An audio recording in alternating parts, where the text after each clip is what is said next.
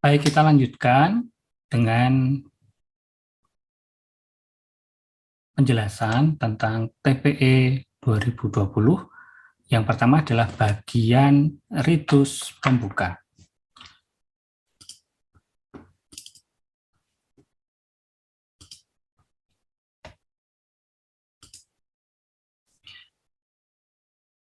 Ritus pembuka ini diawali dengan persiapan, di mana tata gerak yang harus dilakukan adalah pertama duduk, di mana dengan duduk ini menciptakan suasana hikmat oleh umat, imam, dan para pelayan. Dianjurkan hening dilaksanakan di dalam gereja, sakristi, dan sekitar gereja. Persiapan di sini perlu disadari, perlu dipengerti bahwa adalah persiapan sebelum dimulainya Ekaristi.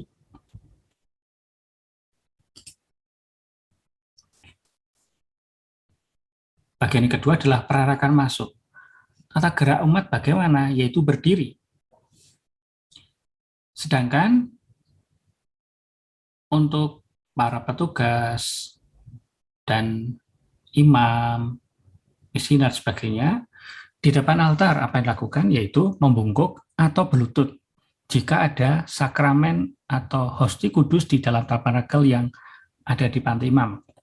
Selanjutnya, imam mencium altar. Jika ada petugas yang membawa evangeliarium, langsung menuju altar, menyimpan evangeliarium di atas altar, hormat altar membungkuk, lalu menuju tempat yang telah ditentukan baginya.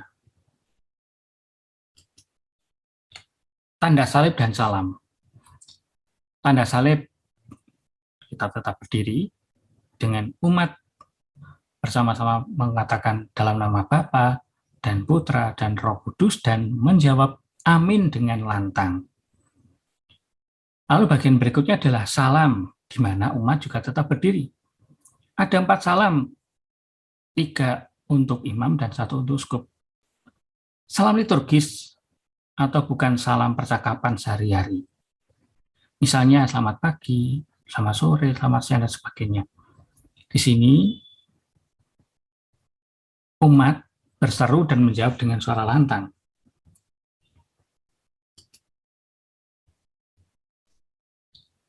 Lalu bagian berikutnya adalah pengantar. Umat tetap berdiri.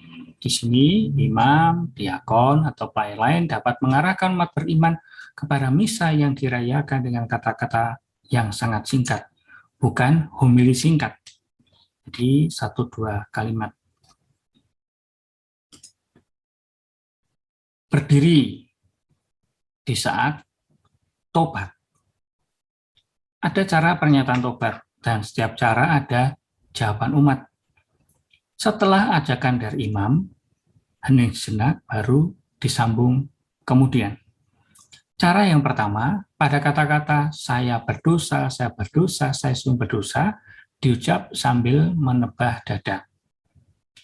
Di buku TP Umat tidak ada tobat cara 4, di mana digunakan khusus untuk peringatan membaptis.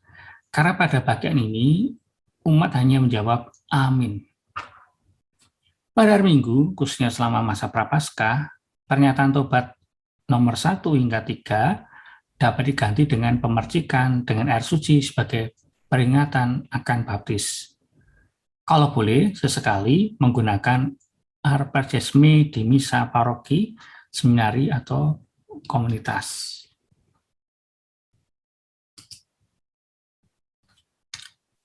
Tuhan, kasihanilah kami. Umat tetap berdiri. Sifat Tuhan kasihanilah kami adalah berseru kepada Tuhan dan mohon belas kasihannya. Pernyataan tobat selalu disambung dengan Tuhan kasihanilah kami, kecuali kalau seruan Tuhan kasihanilah kami ada dalam pernyataan tobat.